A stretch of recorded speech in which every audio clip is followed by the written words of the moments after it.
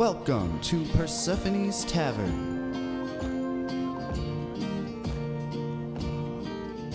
Welcome back to Ivala. I am your humble DM, Trevor Trent. Joined as always, we have Hayden Poindexter, Galil Oremender, Austin Boyette, Elara Viraleth, Nick Lloyd, Yuriel Gloomraven, and Andrew Gold. I'm slowly losing my mind. I'm Asimir Ashford. All right. Wow, you guys are in the thick of it, as it were. into the thick of it. Mm-hmm. So let's just jump right into a recap as we jump back into this bullywug situation. Last we left off, our party woke in the home of Everett Templeton, a local mushroom farmer who beseeched them to help him deal with the tyrannical bullywugs that had ravaged the area to build their village at the river nearby. After quick breakfast, preparations were complete and they were off. Everett led the way to the edges of the village where they scouted its borders from a nearby bluff. Getting a wider understanding of the layout of the village and the nearby dam that served to drain the riverbed, the group decided to send Elara and Uriel in to scout ahead. Elara turned herself into a frog and took stock of the local mushroom farm, while Uriel cast a disguise spell to take on the appearance of a bullywug himself. As each individually considered their next move, suddenly the party began to hear a strange singing or chanting from the locals, building in volume and complexity as more bullywugs moved to join the others. Seeing the distraction as an opportunity to get in unnoticed, Galil and Asimir moved in closer, using magic to make their presence unseen as well. Once inside the wall, Uriel and Elara each made their way closer to the large canopy, where the singing and crowds were coalescing. Meanwhile, Galil and Asimir broke off and made their way towards the trapper cages, where droves of captive creatures were being warehoused. Realizing the situation required subtlety, Galil convinced an invisible Asimir into sneaking in ahead alone to begin opening cages. Uncertain of himself, he pressed ahead. Back at the canopy, Elara and Uriel gathered in the village square around a stone stage in the center. As they watched, it seemed that they were preparing a captured kobold for some sort of ritual, but Elara noticed something strange at a gate beyond the crowds. As she approached to get a better look, all could feel to the tremors as a gigantic creature neared the gate. The chanting fell to silence as the crowds watched with bated breath, as a bullywug 15 foot tall and wearing an odd metal crown emerged, pulling its sluggish body towards the stage slowly, before unceremoniously lashing its tongue at the unsuspecting kobold, and an unfortunate bullywug caught in its path. As the crowd cheers in approval, Elara and Uriel look on in horror as the frog ate both of them with an echoing gulp. That is where we pick up. All around you, you see the droves of bullywug villagers moving around campfires and dance and song as they celebrate. And you all see this massive behemoth of a bullywug sitting in the middle of this stage, being doted on and pampered as it's brought a feast of mushroom-like dishes and parts of meat that have been butchered elsewhere nearby. How do you guys proceed? I am in frog form. I wish to Just a little tiny frog. jump through the gate that the frog came through. As I had mentioned in the last episode, you had noticed beyond that gate some sort of strange mucus or substance that had been hoarded and mounted up in this area. So you narrowly avoid being stepped on by two bullywugs walking through this gateway as you move closer to it. But they seem to not really regard you in any sense as they move towards the hulking bullywug behind them, or behind you. And seeming, too distracted with tending to them than they are dealing with random frogs in the area. And as you move in, you see that there are a few other bullywugs inside that are dispersed in around this, we'll call it a chamber. It's a gated off area that goes up to the back of the cavern. You see a large towering cavern wall that is essentially the end of the riverbed. You do see an opening where the river would continue to flow, but all of it has been caked up and mounted up with this strange mucus. In the center of the room is a massive toadstool mushroom. You're not sure what nature of cultivation or magic they've used to grow this particular mushroom to such a size, but it seems to be placed in the center, at least the mushroom cap seems to be placed in the center of the room intentionally, and all of this piled up around it. It probably looks pretty akin to the toadstools that might exist where I'm from. Possibly. And as I said, there were some bullywugs that are in the area hanging around the mucus, and you're looking at this substance, especially some of it that's mounted up nearest to you, and you see that unmistakably this is frog eggs, i.e. bullywug eggs. And you take a look with such a high perception, you see that inside the mucus is hundreds of little orbs and dark little shadows inside. As you're looking at them, you see them twitch with life and coil around within their enclosures, and these bullywugs seem to be tending them very closely, like a hatchery. Nothing else about the room sticks out? No, not really. It seems like they're letting a lot of water in here to keep the eggs moist, but just the right amount. Will they start as tadpoles? No, they start as eggs and then they become tadpoles. You're right. Never mind. I'm sorry. They're fucking frogs. Anything that applies to frogs, it applies to them, except they walk into it. Since your check was high enough, you notice even higher above you, kind of over your head, that along the ramparts of the inside of the wall, there's two pretty narrow ledges where there's a lookout on each of them. Okay. I'll leave. I'll go back to the previous room. Now, while all that was going on, what was Uriel doing? He's in full disguise as a bullywug, just interdispersed among the other villagers that are basically having a feast. Now that everyone's like having a feast, and I've got to see the queen, and I've got to see like what the culture and everything's about, I want to start searching for obviously our friends that are lost in here, the people that we came to see. So I guess I'm gonna split up split away from this like main crowd and start going through. Okay. I'm probably gonna start by going through like maybe not the gate. I was thinking maybe the gate where the queen came from, but I doubt the prisoners will be in there. Tell you what, go ahead and do an investigation check. I'm giving you my little investigation. The narrator for this episode shall be over it. Oh, it looks like they're can't tell one Pretty good. It's 21. Or I guess it's southern, so it'd be I can't tell one bullywug from the other. And 21. The rest of the episode is 21. is told through the view of Everett watching us in town. Not good. So you start looking around, hoping to see some sort of sign of anything other than bullywugs in the area. And as you're watching them go about it, you realize everything's kind of revolving around keeping the queen satiated.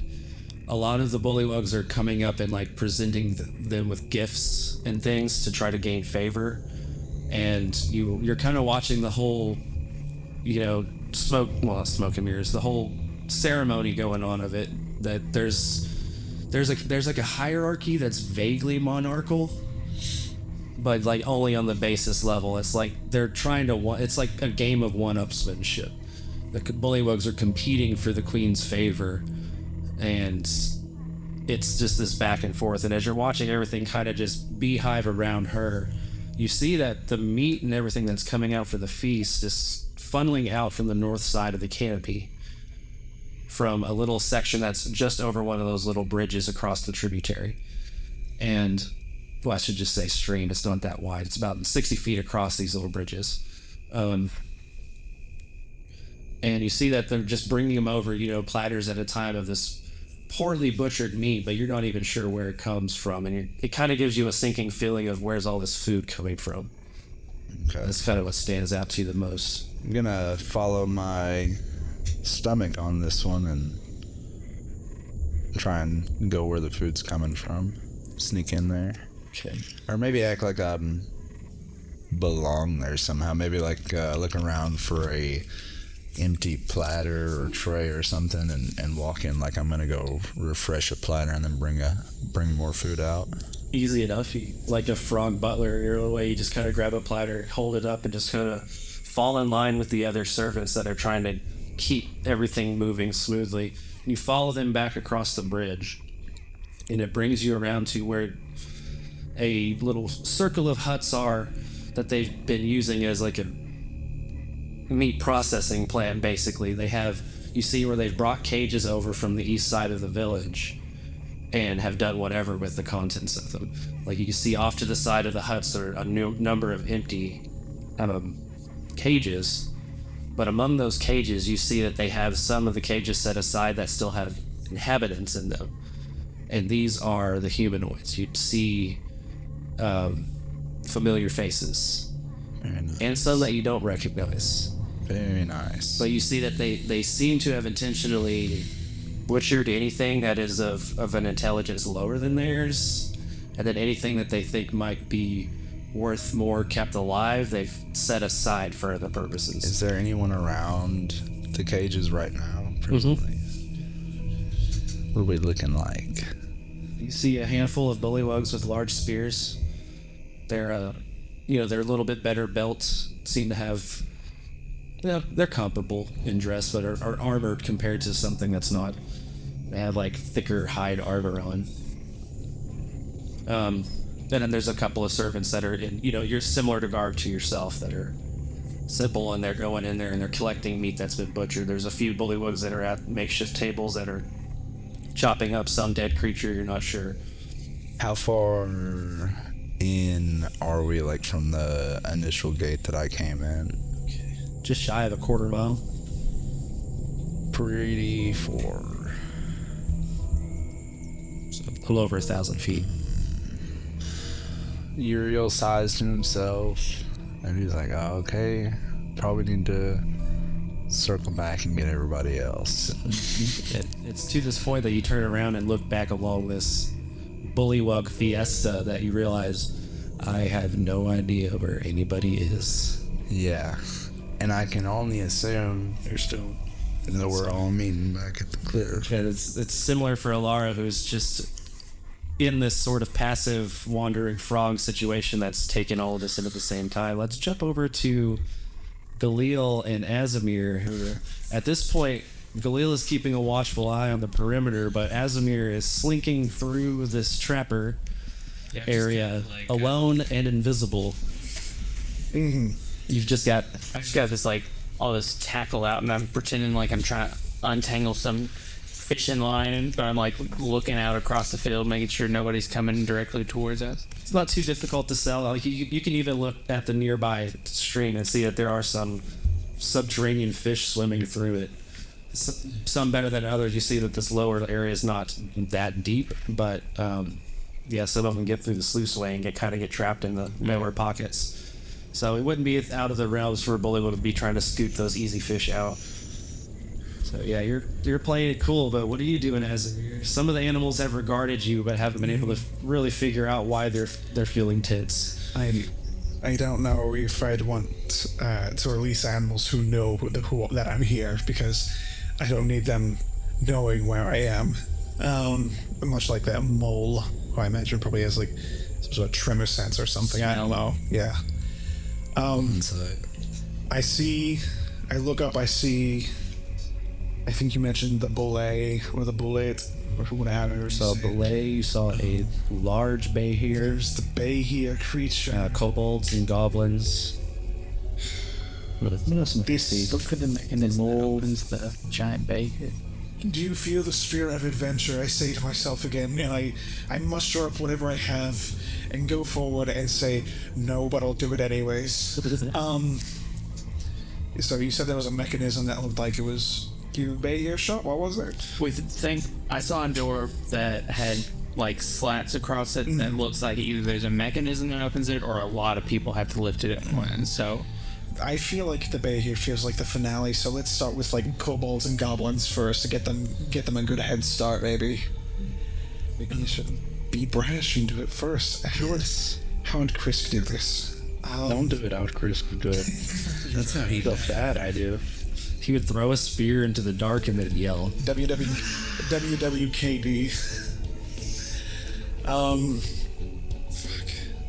Behir feels like the worst option to go for. Oh, this feels so bad. Let's go with it. Okay. So you're about 200 feet off from the larger cages. Let's just slowly kind of go with maybe I can kind of fiddle with the gate keys for like the smaller creatures versus the goblins, the kobolds, and stuff like that. Let me just see if I can just out So they're like rat. the rat. There's like Like anything that has the dexterity to like mess with simple latches, they've just wrapped them up like Christmas presents with Let me rope. see. Let me see. Like the mole rat has a latch on it, but the boulet is wrapped up, and the boulet is actually lifted off the ground by some sort of like suspension system, and then the kobolds are just wrapped up tight. That's why I was thinking the Behir may be the only option. So you're like a cutting room sort of situation. Yeah, you're right. The bear, like you said, the bay here has a simple latch setup, but it's using extremely heavy beams that you would need a crew to pull them off. So, I'm a strong wizard. I got a or 15 strength. telekinesis or something of that nature. Yeah, if I cast telekinesis, Kyle, I'm going to be invisible and Kyle. Sorry. I just kind of came on. You just call the DM Kyle. It's telekinesis, Kyle. I love it. Okay. And to point of the order, there are some bullywugs around too. They're keeping watch of the cages. So You're right. Are they like? Yeah, they're going to be patrolling around. you see 4 of them with spears, and then a few like caretaker ones. Could they be possibly intelligent enough to know if something is invisible? I don't know. Probably. I hate this. They're intelligent enough to know if they hear a sound. Yeah. You know what I mean? Well, let me go to the bay here. To this large, multi-legged lizard creature that I do not know the name of.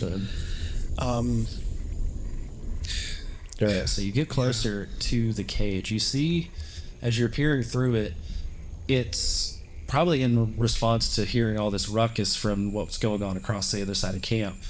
It is like up against the edge of the gate, or the edge of the front of the cage, just looking at everything. It seems very panicked and unsure.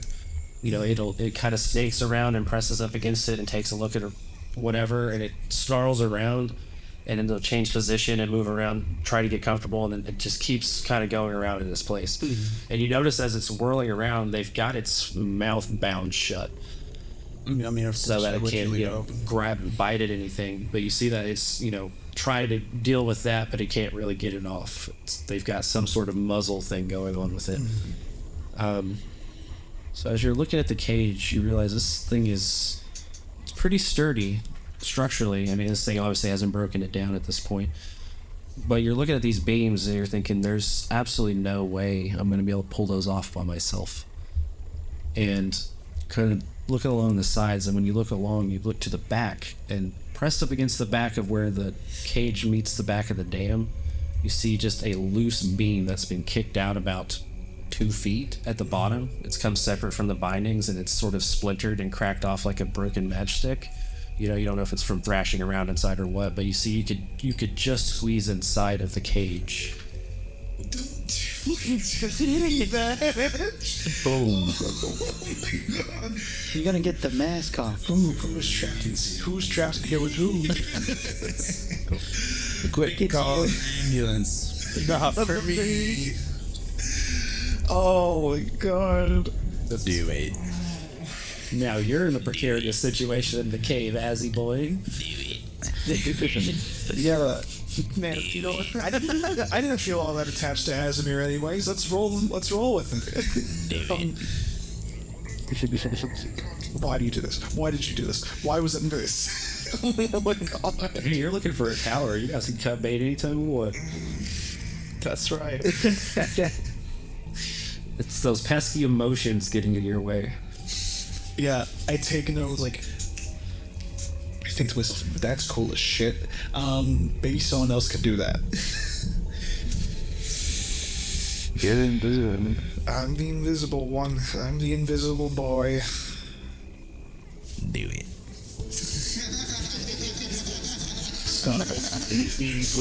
I'll kill you. I'll kill you after I'm dead. You come back and you make a Emperor Palpatine. Yeah, I'm not fucking with that right now. Can I check out maybe the belay a little bit? Guys, how close am I to the belay cage? It's about 30 feet away from the Baker cage. 30 feet. They've got a pretty simple suspension system that's just keeping the cage a boulet's length off the ground, essentially. Am I really about to test this? Okay. So, I like okay. Trevor, my dungeon master. I thought it was Kyle. Listen, Kyle. Trevor hyphen Kyle. You can speak telepathically to any creature you can see within 30 feet of you. You do not need to share a language with this creature for it to understand your telepathic utterances. But the creature must be able to understand at least... Oh, we probably can't understand the language. Ooh, hold on. Which one are you speaking of specifically? As far as what is your potential target? I'm trying to think about, like, maybe I can think to the bay here as, like, I just want to release this bay here. I want it to be free. And maybe the bay here would be like, yeah, let me free. I mean, maybe to what end, though? You know? It's like, let me free so I can eat you. I don't know. No, shit. Well, is this Bayou the guardian of the lake? I don't think it's the Guardian of the Lake. I think the Guardian of the Lake is going to be something much scarier. So, as far as the bay here being the guardian of the lake, you don't think it's the lake guardian, but you definitely think this is some, like, apex bay here. Is this one bigger than the one that we saw? Definitely. Like, it dwarfs it big time. Jesus. Mm-hmm. And it even has, like, a more sinister look to the way its horns curl around its head. It's got, like, an extra sub-horn that kind of splinters off that main horn and does an extra curl on both sides. Yeah. You remember Galil say something about it being a dragon, and you're like, maybe it knows Draconic. Maybe.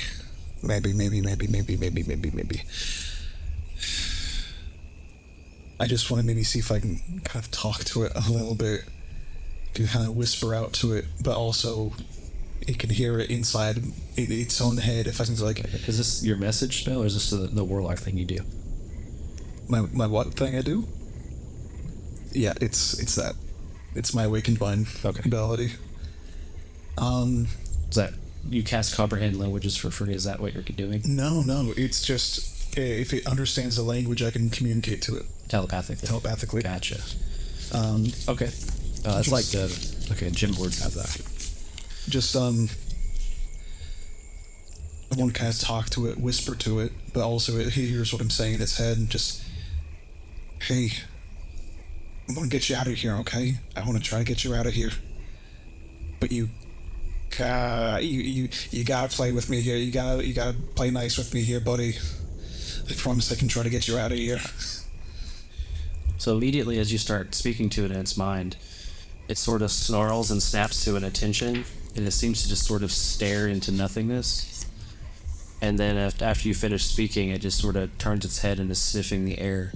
It kind of gets real low to the ground and is sniffing and snorting at the edges of the cave, trying to, like, blow up silt and see if it causes any sort of reaction. But it literally has absolutely no understanding about what that was. Right. It just knows something happened, and it doesn't really comprehend it. Just kind of, hold on. Can you hear me? Can you understand me? Again, kind of. Do it again, and the same thing. It's noticing it, and it's probing for the location of it, but it can't see you. It's only vaguely able to comprehend that this is not what captured it. And it's just laying low and kind of doing like a dog does at the door. It's just kind of blowing at the ground, trying to see if it causes some sort of stir. Well, it can't open its mouth, so it's just able to breathe through its nose. Let me try this. Okay, maybe you can. Okay, listen, look to the back of the cage. You maybe have done something to it. Maybe you can kind of finish the job the rest of the way. You see there's a broken being that you can maybe be able to start kind of breaking down to maybe break the cage a little bit more, maybe. I don't know. It looks to the back of the cage, but it doesn't do anything beyond that. It looks to the back of the cage, and then it looks back to you. Or it looks back in your general area and still not sure where it's coming from. It's all in its head. Right. But then it starts kind of getting frustrated in its, misunderstanding. And so it starts doing that frantic coiling around the cage, trying to just figure out why it's hearing things from nowhere and everywhere at once. Can I see? Can I kind of look at the muzzle itself, how it's kind of bound around it, or? It's got like a very simplistic rope muzzle. It wraps around the muzzle of several times in coils, and then strands of it that are woven through it loop back around the back of its head and then wrap around the back of its jawline down its neck. So it just looks like. So it's kind of like mummified in coils of rope around the top of its head, and it can only just barely see, and it can breathe through its nostrils, but its head has been pretty much coiled up and covered. Oh my god. Kind of like you would with like a snake or a reptile, or crocodiles, and more so you cover their face and then try to put them into a more passive state. But are its eyes covered? I mean, at least not enough. Like, there's some coils that are in the way, affecting periphery, I'm sure, but it can see through them. Hey, lean down on the right side of the cage. I can cut those. I can cut that muzzle off of you if you want. It doesn't pick a side. It drops down in the middle. My god, this is how Asimir dies. Listen, I'm going to come in there. I'm going to cut that off, and I'm going to leave. Okay? Homies help homies, okay? Right now, I'm your homie. So I just need you to leave me alone after I get this off of you. Just nod or do something to say you understand. Give me a persuasion check. Who's he talking to right now? Bay here? Yeah. 19. So you see that it was already laying prone, just kind of belly down, tail kind of snaked around in this cramped cage, and it just releases a snort into the dirt but doesn't move. Can I insect the sword? Yes. Roll this. It's a 3. Is it really? Yeah. I only rolled like a 5. Yeah. Deception. Hold on, in my head. No person. No. Just, it's a 3. You're gonna have to trust your gut on this one. God, what am I doing? What am I doing? Your real gut, not your dice gut. Your dice gut is different. I get you, Kellis. I hate this. I'm gonna squeeze into the cage. Okay, I'm gonna squeeze into the cage. Okay. Are you moving stealthily or just a normal pace? I am not going to be necessarily stealthy to the bay here, but I don't want to be stealthy to any sort of guard. Don't look at me like that. Dead. Not helping, Nick. No, you're not dead. Not yet. Yeah. Okay, so you squeeze through that little broken beam and just sort of slide in there, and you can't help but cause the beam to make just the slightest creak as you push past it. As you do step inside, you see the tail of the creature sort of whip around and just take a cursory swipe of the back of the cage. Do you try to jump over it, or do you let it hit you? Good question. No, I'm gonna. Let's see if I can jump over it. All right, give me a dex save. I like that word, save. It's an 8. It's an 8. So you try to just make a small hop. You see it coming kind of just in the last second as you make that creak, and beyond your notice, the creature heard the sound and just made a quick swipe of its tail behind it. And as you see this long blue pale tail swipe along the ground and sliding through the dirt, you try to hop up, but it clips the bottom of your feet in the last second, and you flip over and tumble to the ground and making this kind of loud thud. Not too loud, just in the vicinity. It immediately, like just a dog on a scent, whirls around, and his massive head is right over you, and you just hear this low. That's scary. How do you feel right now? It's like you're laying on the ground, its tail's like wrapped behind you, so you don't really have anywhere to retreat, and just like a puppy with a toy, he's just curls in on you. roll for fainting. I'm not going to tell you that answer. But he doesn't like attack or anything. You see, he's got claws. He could go at you. Hey, okay. Hey, so you might have found me.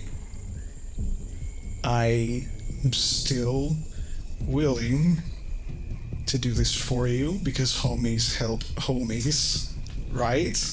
You see, he kind of releases that low growl again and snorts at you. Give me a Constitution save.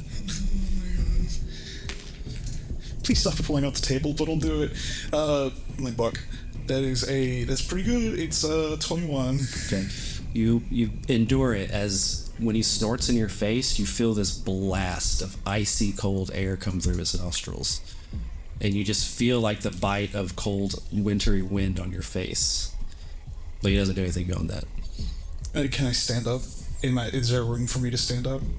No, I would say not. I would say he's so close to you that you could get up on your knees and reach up and touch the harness on its face. Okay, take my dagger. And I just tell him, okay, I'm coming to cut the muzzle in this spot by your bottom, by your jaw, okay? Okay, it's just, here we go. I'm gonna start trying to cut the muzzle. Okay, we'll say it doesn't drop your invisibility. It can probably hear the sound of the thing cutting, but you're trying to get through the rope, and they've got so many bindings around it that you're only like getting through a strand at a time, and so it's taking a long time. Then you notice through the corner of your eye that one of the bullywugs on patrol through the cages has regarded the bay here acting strangely. It's probably about 60 feet off, but is moving your direction from the north side of the area. Okay, so that's some more time to cut the rope. Let me just keep going and see this. Is like, I don't know what's scary, the bullywug noticing me or the literal dragon above my head. So let me just go ahead and just, okay, try to go a little bit faster. Okay, give me another strength check. Oh, beautiful, that's a lot better, 18. Alright, so much more quickly you start snapping weeds off of this thing. Galil, I would say you probably have noticed by now that the bay here in particular is behaving oddly. Can I peek in around the corner and see what's going on inside? So you notice two things from where you were. To the north, along the partition wall, you can see a group of bullywugs pulling a simple cart from the west side of the camp to the right side of the camp. It looks like it's very much kind of what are they called, rickshaws? Mm-hmm. It's like a giant rickshaw. They don't have beasts of burden. They're just piling bullywugs at the front and pulling a cart. And you see it's got empty cages on the back, and they're moving to the east towards where Asimir is. That's the first thing you notice. Now, in regards to the bay here, when you turn around, you see this thing is coiled up in the corner, kind of like buried down in a spot, and you see a bullywug approaching the cage from the north side of the area. There you see he's got his spears out. Right here? Yeah, there were 4 in this area, so there's 2 that are up on the edge of the dam, looking down, keeping watch, and then there are 2 that are patrolling back and forth, making sure that everything's going fine with tending to the creatures. The one doesn't seem to notice anything out of the ordinary, just the one on the ground nearest to y'all is moving towards the bay here to try to see what's going on. I would say, Yeah, that's what depending on how they're moving around, there's probably 80 to 100 feet between any one of the bullywugs that have spears, and there's a couple of lesser ones, villagers, that are around as well. Okay. I want to go into the middle of the room, and I'm going to let out a loud frog croak. And then as soon as they look over at me, I'm going to use my hands and I'm going to point to the east where everyone's at, and then I'm going to hold my neck and fall to the ground. Play dead. Wow, okay. Give me a performance check. Insight. No. That didn't say then bad DC. 9. No,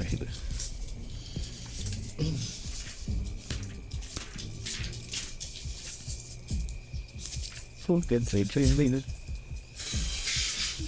You could use that. What happened to Reasonable is, Delicious side quest. This is an Galil and Aara adventure. So, enough to distract the one approaching the camp. You see, that one turns his attention from the bay here and looks to you as you flail around and you fall back. Yeah. And he falls to the ground. It looks very confused for a moment, and you immediately notice the distraction as well as you're sawing away at this thing. Taking more time. Everyone, keep going. Give another strength check. As it starts walking towards you. So 12. 12? Okay, so you still haven't made it all the way through yet. My bad, 10. But you're getting through it. You feel the tension building up too as this bay hair is growing impatient, releases another blast of cold air in your face. Galil, what's your passive perception? 15.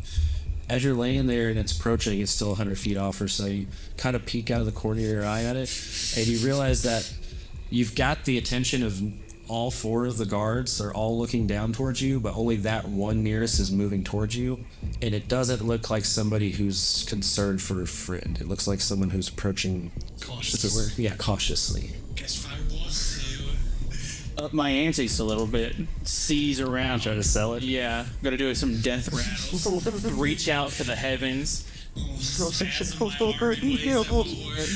how he killed? All right, give me another performance check. 5. But he continues to approach. As he gets about 15 foot off, you hear him kind of bellow out this bunch of frog noises, just like word. And then you get up and say, "I'm just kidding." Shake hand, LOL. And it waits for a second for your response before saying, He doesn't believe it. Maybe. well, you get the sense that he doesn't believe it, but he also isn't. He thinks you're just being an asshole for some reason. He doesn't think you're in disguise. Just get up, don't say anything, and leave. That's what I'm hearing. You should to inflict wounds. Golly.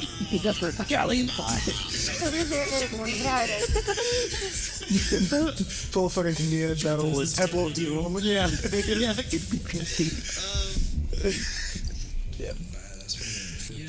Going to hold an action.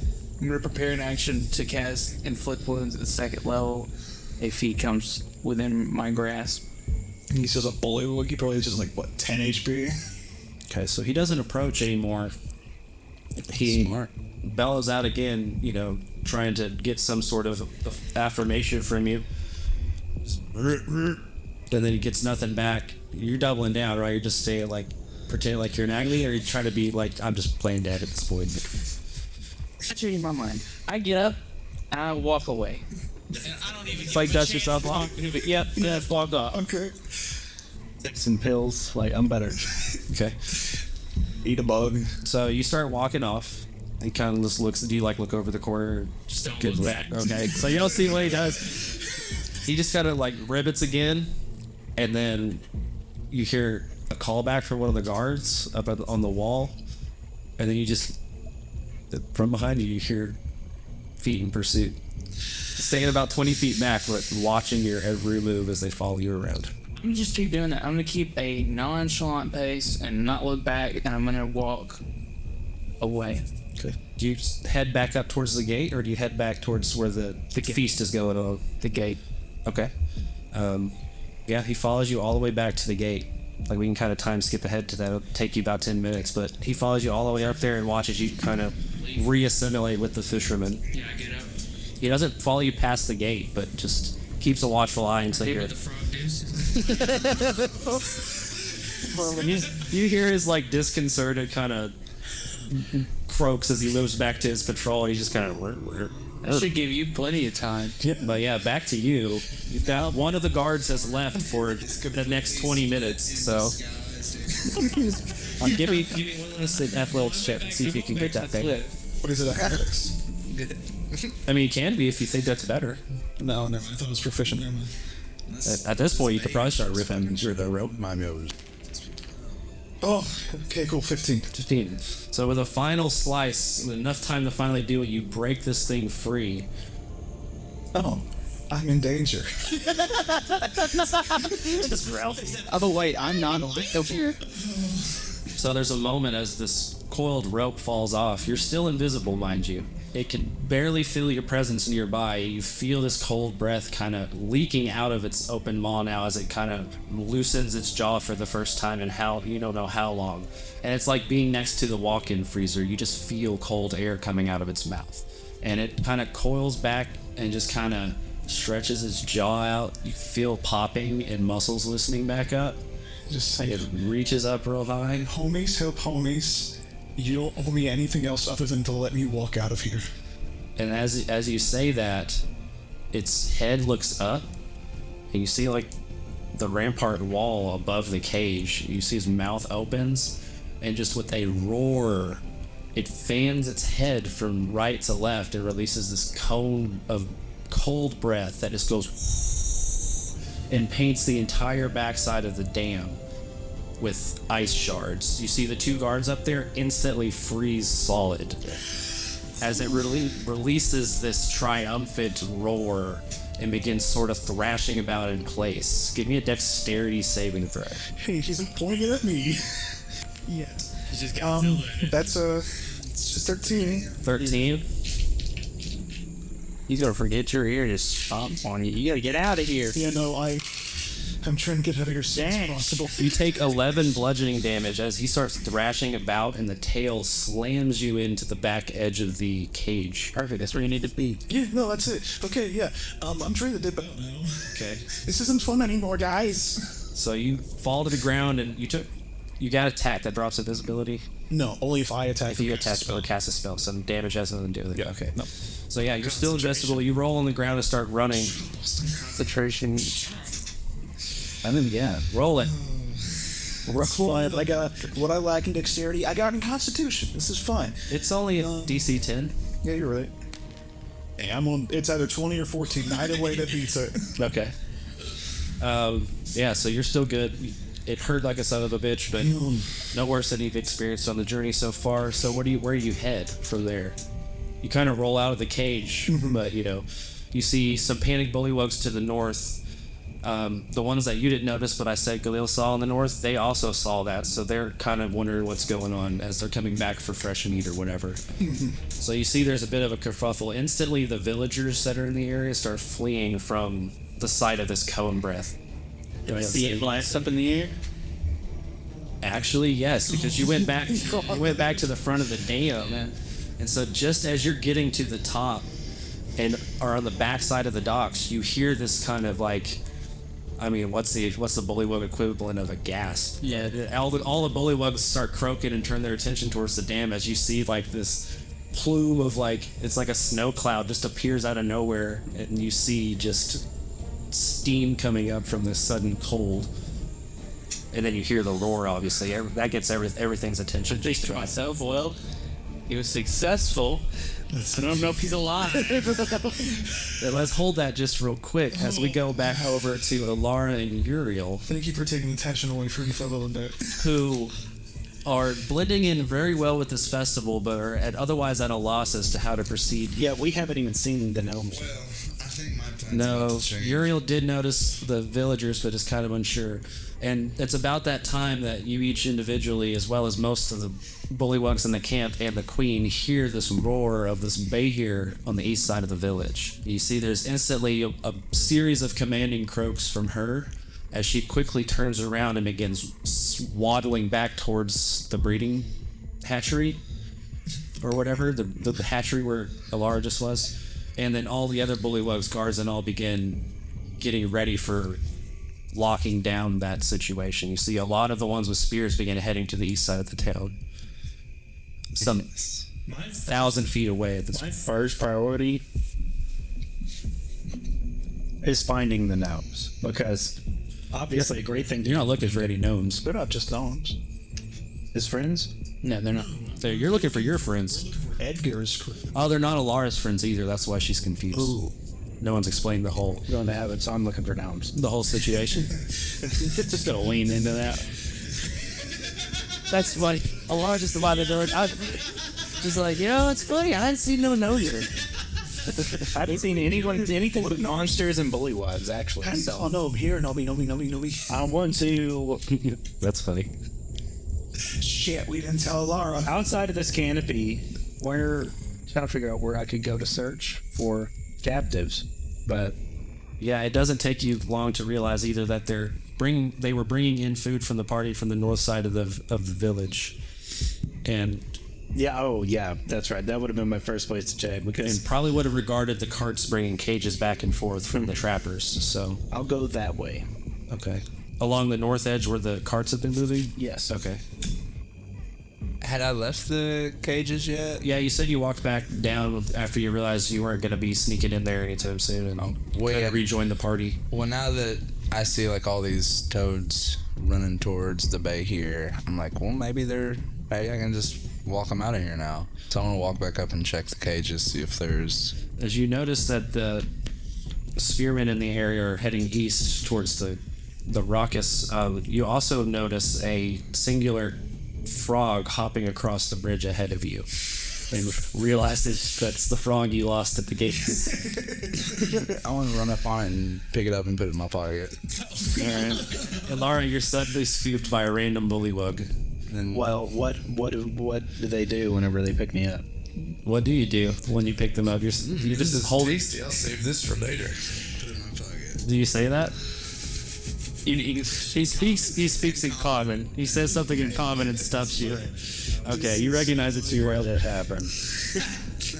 Okay, so you guys are back at these cages, and you see that the inhabitants of them are sort of like alerted in the moment. They're all kind of looking around. Okay, so you very quickly recognize Fievel, and let's see. I'm trying to remember which of them that you actually got introduced to. There was the elf. There was, well, I mean, you actually talked to. There was a city. Not even think he got arrested. So you knew Fievel's name. He was the half-elf leader of their gang. And you recognize the halfling woman, Amelia. You see they have the elf. You recognize the elf, but you don't remember his name. Or know it, for that matter. You also see that in another cage, they have a number of humanoids that aren't recognizable to you. There's a half-elf, a tiefling, and then in a kind of far-off cage, you see this orc. As you see, it's like curled over in almost like a sitting fetal position, cramped in its cage, and you see it's just got these dead, apish eyes that are just staring forward as it grinds its teeth and stares out. Can I this breaks me for a second in the middle of everything as I see this orc, and I'm searching in my head any descriptions I had of the band of orcs. Do I in my head think that this is one of them? I mean, other than contextually, no. One orc, you've not been described as any sort of genetic differences among orc kind. You've only kind of gotten the blanket statements of dark, pale green or gray skin and prominent tusks and a disposition to be murderous. I'm gonna tuck this into the back of my pocket to not forget later. But the first thing I'm gonna do. I will say this: historically, any sort of orc in Ivila is an issue. That's what the Border Watch is for. They don't just. And it's a full orc. It's not a half one. Yeah, it's a full orc. Okay. It wouldn't have gotten far on its own. I'll say that much. Yeah. And you know that. You know that it's not just some orc that happened to slip past the mountains and make its way here. Okay. Well, as I approach the cages, I look around, make sure there's no guards. And as I do that, I approach the one with Fievel and everybody in it. I just drop my disguised self. Oh, thank God. Yeah, I'm glad it you the thing. It wasn't quite sure. So No. Oh. It's in your throat out. Ribbon. So there's a look of surprise, most notably from the folks that are familiar to you as they recognize your assassin's visage from the gates at Dragon's Breath that day. They don't know you personally because it wasn't really you that went up and talked to them after the fact. Just snitched on. But they recognize you from town, and that kind of gives them a glimmer of hope. You see that they press up against the cages for a moment. The orc doesn't react to the moment, but the tiefling and the half-elf that you don't recognize do seem somewhat interested that someone from the top has kind of come up. Is the orc in the same cage as them, or in different? No, they're all in their own cages. Every single one of them has their own small, cramped cage. I'm gonna start And with. it's the same situation. All of them have been wrapped up with bindings instead of. Fivel seems like he's the most capable out of everyone, right?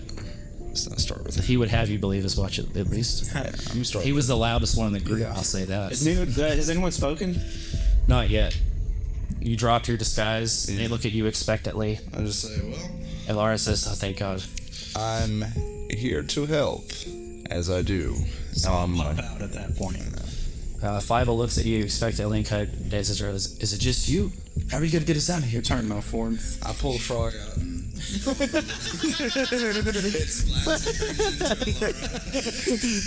Thanks. Hard, but he just your feet to fall there and just goes limp. Flop. Okay, ribbit. You hear this like very crisp slap as his belly hits the ground, and then you turn. What are the cages made out of? Wood mostly, but they're sturdy in design and they're wrapped very tightly with bindings. Okay. I want to see if I can just like open it quickly somehow. Like if there's any easy way. Like, is there a lock on the outside of it? Does it have like a padlock? Is it just Very simple. No door even. It's held together with wraps of rope. Can I just take a knife and Cut the rope. cut the rope? You could. I'm gonna do that. I love the game. If you want to do it quickly, give me. I have a dagger. Like if you're gonna saw at it, or are you just gonna take a swipe at it? I guess I'm just gonna swipe at it. I'll have a saw. I've got a little dagger. I got a Bowie knife. Okay. So easily enough, you just take your weapon and just slice right through the rope, and you free one of the cages. Great. Which one were you doing? Five. Okay. So as the rope falls down, he just kind of relaxes and pushes his legs out, and it pushes the front of the cage off, and the whole thing kind of just crumbles apart at that point. Like not the panels, but they all unfold. It was really only held together by the rope. And I'm gonna look over at Elara and say, "Well, what are you waiting for?" I'm already dagger in hand. And I'm gonna start with the group that we are familiar with. Okay, so it takes about 3 or 4 minutes, but between the two of you, you're able to get all three of them out of their cages. They don't have any equipment. They're wearing like the basic layers of their clothing, but like any effects they had are. How many other humanoids are there? There's the tiefling. Six in total if you count the orc. So there's the three. There's 3 from the convoy that you know, and then there's 3 new ones. I'm gonna get everybody else and leave the orc for last. What about him? Well, we'll get to him. I guess after I get everybody else out, Okay. I'm going to stand in front of the cage with the orc and just sort of lock eyes with him and see like I want to try and look into this motherfucker's soul. He doesn't have one. Let me ask you this: what are you looking for? What kind of orc is this? Just say name. What kind of orc? In what? Chris could tell you. Like territorially? I'm just like, I'm staring him down. I'm wondering, like, am I getting an aggressive look from him, or am I getting like, is he just beat down and wants to get the fuck out of here look? Just say the name Chris Tarkus and see how he reacts. The emotion you get from it is like rage. Rage. Even though he seems passive in his cramped position, you see him just sitting there grinding his teeth down, and you see just the look of just emptiness in his eyes. Like he'd try to rip. I want to say, Holy self, base. I want to just to see his reaction, and I'm studying him very closely as I say this. I say, Tarkus. He responds in a language you don't understand, but he says, "Do you know Orcish?" Common, Fey, Dwarvish, Elfish. And then he pauses for a moment, and then, almost like a bolt of lightning, his hands reach out and grasp the bars in the cage, and he shakes it violently, and you see his eyes flash before he just kind of curls back in on himself and starts grinding his teeth again. I look over to Elara and tell her to guide everyone out of here. I'll give Fivel my dagger. Hang on. See if I've got anything else. Do you have anything weapons to give them? If we get set upon, we'll surely die. Give them each their own arrow, like stab wood. I've got 2 extra short swords written in my equipment. Go then and give that one to Fivel, and we'll give. How many are there? 6 total. There's 5 that you've released. You know that the elf is capable with a bow because you saw him restring his at the tavern. Does he have a bow now? No, they don't have any equipment. But beyond that, you don't really know anything about their capabilities. From what you remember, Amelia said she was a shopkeeper, and Fievel is boisterous, but he doesn't seem to boast any combat capabilities, so you don't know what his whole deal is. I'll give my dagger. Either way, they do. Whoever you offer to does take the weapon. The dwarf is the one that got spirited away by the guards, right? Mm-hmm. Damn. So let's just say Fievel has the short sword. There was One of two the short gremlins that has the short sword, and then one You of want them to give it to your Amelia to yourself, capable. or the most capable? So you give it to both Fievel and his throat. and then I'll give her The tiefling dagger. You give her the tin. What about the I tiefling? do like the teeth. Is the tiefling capable? He's tall, broad-shouldered, but you don't know if he's a fighter. I just to the group of people that weren't like our original people, I just say, follow us or follow Elara. She will guide you out of here. But should it come to it, I hope you can hold your own. The half-elf says, "I'll be all right. Leave the way." And then Tiefling's like, "I just want to get back to Dragon's Breath." We'll have to do this quietly, and I'll cast again, pass without trace, and everyone here will know that it's on them. Hang on, let me make sure. Yeah, it's like up to 10 people or some shit. You can get the whole That's thing. cool. Dude, pass without trace. Creature, yeah. So I'll do it on everybody except the orc. Okay. I mean, you could do it on the orc, but as soon as you move away, it won't matter. So. Oh yeah, 30 feet. Okay, so you cast that and get kind of a stealth situation and start escorting everyone back towards the bridges. Get about 30 feet away, but Uriel, what? After you set her off with the group, what do you want to do? I'm staring down this orc and like all the rage from seeing Chris die in front of me and hearing about like his whole familial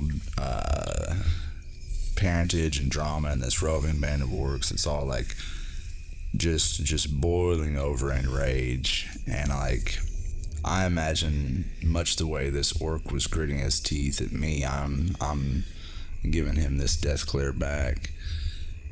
And as soon as I know that my friends are out at a safe distance, I take my dagger and I cut open his cage. gotta fight her. Dude, this is a crazy place to live. Without much effort, you slice the front of the cage off and you see it collapses off of him. And kind of like the fucking Terminator coming out of the teleporter, you see he just bare skin stands up and lets the cage fall off of him and looks at you just for a moment. Do you do anything? I draw my sword and I cast magic weapon. Oof.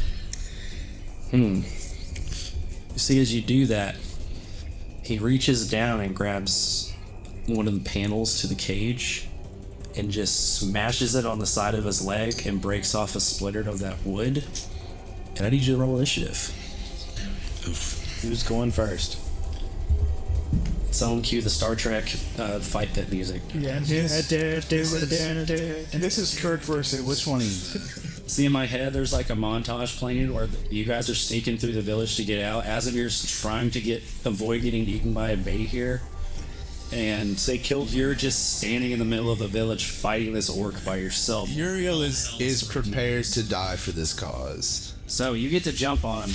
And the time it takes him to smash that thing over his leg and produce his own weapon, you have a moment to strike in and get things started.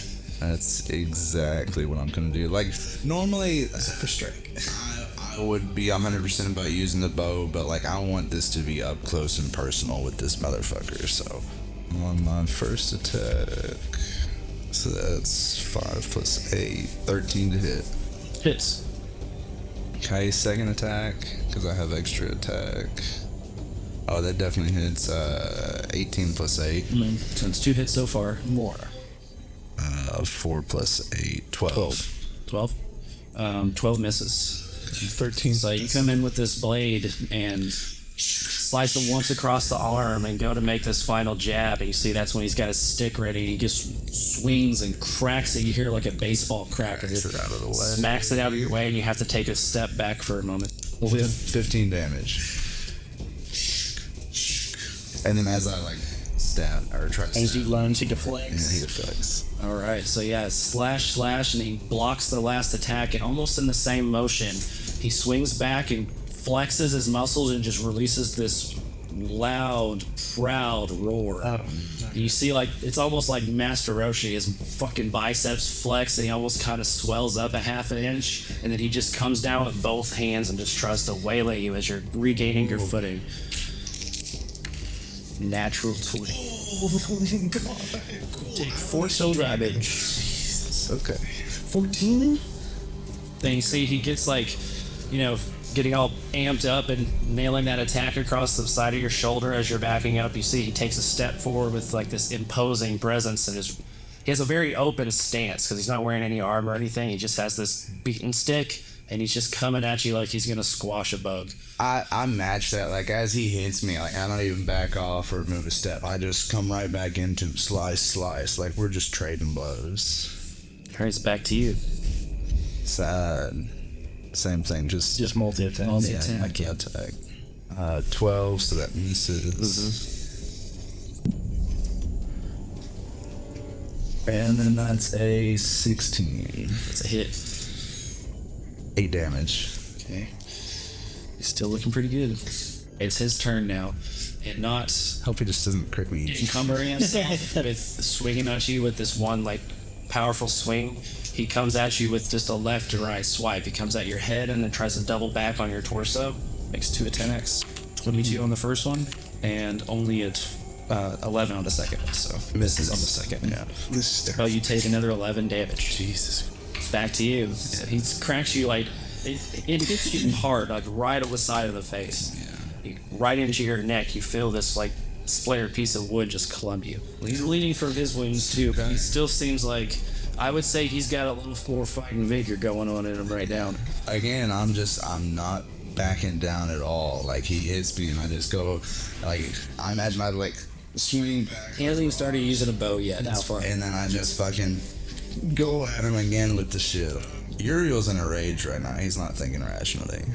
So it's a 16 to hit on the first one. Hits. Oh, yes, that's definitely going to hit 25 on the second one. So as he cracks you by the face and you're reeling from this, he repeats again what he said at the cage. Only now you catch this confident inflection in his voice as he repeats the term that he said to you. And he just kind of like releases this low chuckle, just kind of...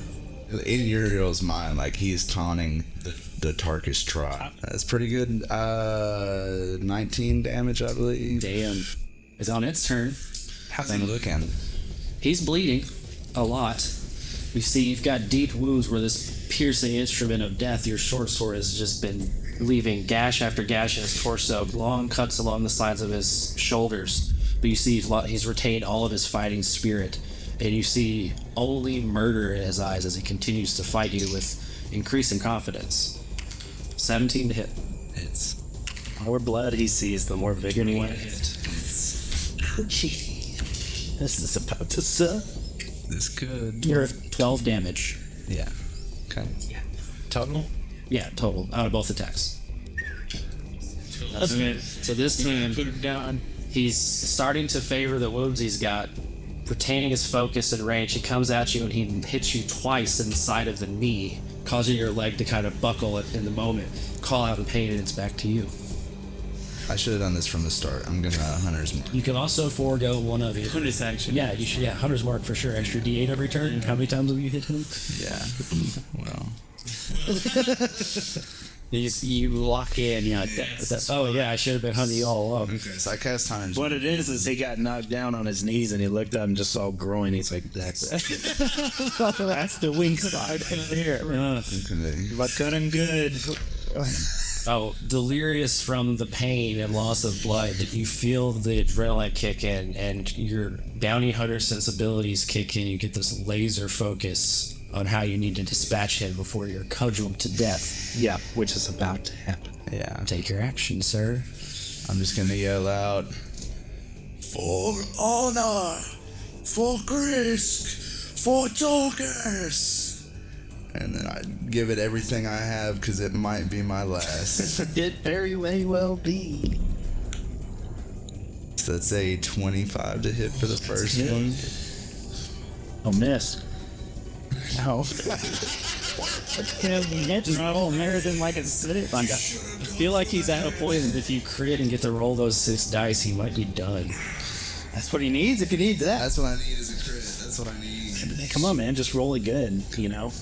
Real skill issue. The D8's only applied one time. Okay, that's another hit though. Okay, so it's 2 hits probably. So it's 46 and 25. So you put in for more damage, and you see that he has to take a step back and kind of falls to favoring one leg as he holds the weapon out more defensively now, looking you dead in the eyes. And after you just yelled Tarkus, Feena cast Thunder's Mark from the beginning. looking down at you, he walks up with this cudgel, and almost limping, he has to come to swing it at you. Kind of on the last step, just puts all of his effort into it, just follow through with the attack through the pain. 21 on the first one. 20. And then that's probably going to miss. That's a 13. That misses. Okay, so the first one hits for another 12 damage. That takes me down. Are you down? Down. All right, so as I said, he's hobbling towards you, and as he goes at you, did he miss one? Yes. Okay. He swings at you, and you duck under it, and then he comes back with the follow through. You're not able to move just with the reflexes, and he cracks you square across the jaw with it. You feel this sickening crack as this white hot pain rushes through your face, and you start to feel it. You feel yourself start to fade, and you fall to the ground, kind of like playing up towards your head. And you see as he walks up over you in very, very broken common, he says, "Big talk for a half-breed's pet." And he just kicks you over into the stream and lets your body float through the water. I need a death save, please. But need some. Because I know this motherfucker is the one.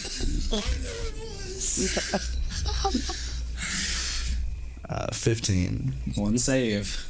Another. What's your constitution modifier, by the way? Plus 3. Okay, so you can hold your breath for long enough to make your death saves. You won't lose. We don't auto-fail because of that. I mean, technically, I guess. It's in his body. 10. Okay, that's 2 successes. Natural 20, get up. Yeah, do a natural 20. Wake up. 18. Okay, 3 successes. So you are unconscious, body floating in the river. We'll say like Aragorn style, like your body is, and you just start drifting along. You have no scope of what's going on around you, having lost this duel. Unbeknownst to you, as you kind of drift under, this orc is just walking confidently over the bridge over your head as you pass. Your beaten body slumped in the river. You pass out for a D4 hours. I'm gonna kill every motherfucking orc I see. So, Hey. Asimir. Back to me? Yeah, while that duel was going on, you've been dealing with your own situation as this bear here is thrashing around. Now, you had just gotten smashed by his tail and had managed to roll out of the cage. So what are you immediately doing? As it seems like most of the village's military defenses are kind of converging on your location to deal with this problem. Okay. With no context of where your allies are either. I just look up at him. He can't see me. I'm still invisible. I just say, "Can you get out?" Just look at him in the mind, out loud at the same time. Can you get out of here? It's kind of squirming in place, so you see that it starts like digging at the point that it was open. You see like it reaches down, and it's able to get its mouth around the posts that are not secure, or that are secure rather, but the one that was broken and pushed out, it's not able to like snuff its snout in there and get a hold of it and rip at it anymore. So it is still kind of trapped in there, although it seems to be able to defend itself. And it's not smart enough to realize that it can use its hands and snout to go over to the edge of the cage and try to get the beams off with its own strength. Oh my god, I'm about to have to guide this. how to get out of here. It's like How to train your bay here? how to train your bay here. How you hold my hand out, just go. I turn my head around. Okay, no. Listen. Oh my god. Oh my god. Okay, you got a lot of arms. You have to use them. Can lift up the beams? Can you break the beams? Can you charge the front? How big is the cage? Like 30 feet wide. It's a 30-foot cube, in more or less. So it fits the bay here. And as you say, like, can you like smash in the cage? You see it like starts pounding into the front of it. Okay, so it takes like a coiling stance back and just like rushes full tilt at the front of the cage. You see slams into it and recoils in pain from the effort, but you see like the top beam like snaps out and kind of splinters a little bit. That said, there's more people coming. Listen, there's not much time. You have to do something. And can you blast the front gate with your little thing? Can you do anything else? Come on, I can't do this. I'm too small. It just kind of like snorts disconcertingly, and it tries to push against the cage a little bit more, but hasn't got it open just yet. How big are the beams? They're like railroad tie thickness, so like they're beams. It's lost cause. He's managed to break one of them, but yeah, it seems like at this point, if you stay around, you're going to be caught in the middle of his breakout attempt rather than his actual breakout. Right. There's no chance I'm going to be able to lift any of these beams by myself, even as the jacked wizard I am. At most, this is a distraction. How many guards do I see around me right now? There's the 3 of them. Two. One pretty close, about 60 feet from the cage, who has chosen not to get any closer without reinforcements. Right. But then you see some coming from the north, and then some are heading towards your general direction to the west. And while you're kind of peering in that westerly direction, you see that a pretty large swath of the villagers are moving either further towards the canopy and the hatchery, or, well, you don't know there's a hatchery, but further to the west, or are climbing up out of the bed and going towards higher ground. My thought was they don't have to open the cage to get the muzzle back on anyways. What about the bullet? What's keeping him up? Is it just a suspended rope or something? Yeah, I mean, it's several ropes because they're quite heavy, but yeah, essentially. Is there some? They don't have that many resources. They're using what they got. Is it? Where is it pulled from? Is it just tied to the ceiling? Or It's is it like pulled up and tied off of to the structure built onto the dam. So it's like hanging off the dam. There's no way. How high is he? Like 15 feet? Mm-hmm. Bottom of the cage, 15 feet up. I'm not going to be able to get up that high. I don't have any sort of fly spell or anything like that. Man, being invisible really does make you feel invisible, doesn't it? Yeah. I got nothing I can do.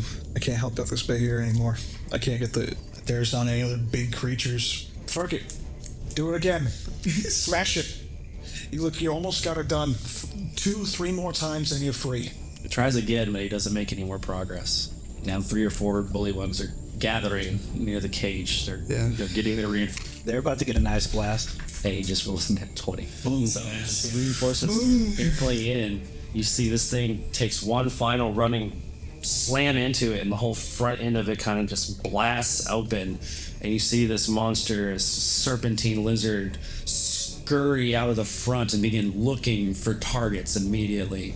And seeing the ones running in from the north in its nearest vicinity, you see it just like squares off like a fucking pit bull, gets real low, opens its mouth, and just blasts a cone of cold north and just covers all of those cages with ice. You see like the lesser goblins and stuff freeze instantly, the kobolds too. The bullet is more or less out of its range, but you see even it is affected by it. It seems to have taken a lot of damage from it, and just like completely cases that whole end of it with ice. You remember in the back of your head when you were exploring that you saw walls of ice that had been shot up in regions around the caverns, and you realize that these bay here are what are basically terraforming this cavern. Oh man. Now get the fuck out of it. Yeah, it's like, I kind of feel like a little bit of self. I was like, I did this. I did something today. He walks out of there proudly. Good deed. This is going into the journal, and I'm booking it. Okay, start running. I movement, action, dash. If it comes to it, I'm bonus action, expeditious retreat. I'm getting out of there as fast as I can. Scooting running. Kind of the holdout is you stayed behind to keep encouraging this bay hare to keep fighting.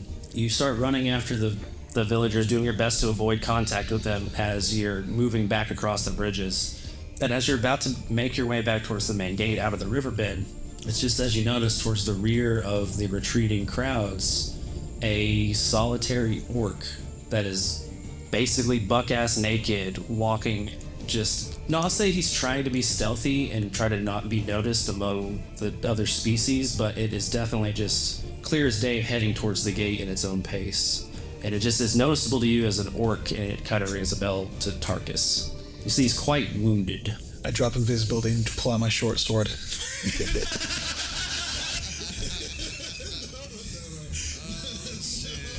They're just like, what's going on tonight?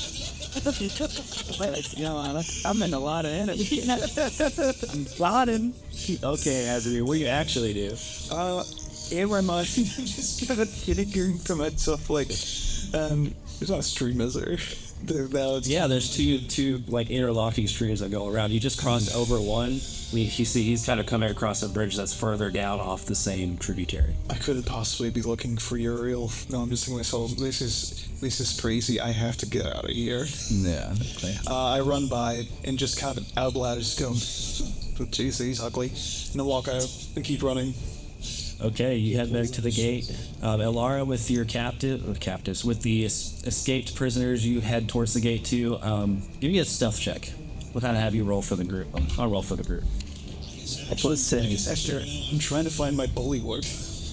I am out front where the farmers are, just looking back towards the gate. I got a 31. 31? Oh shit. Yeah, they have 10, so.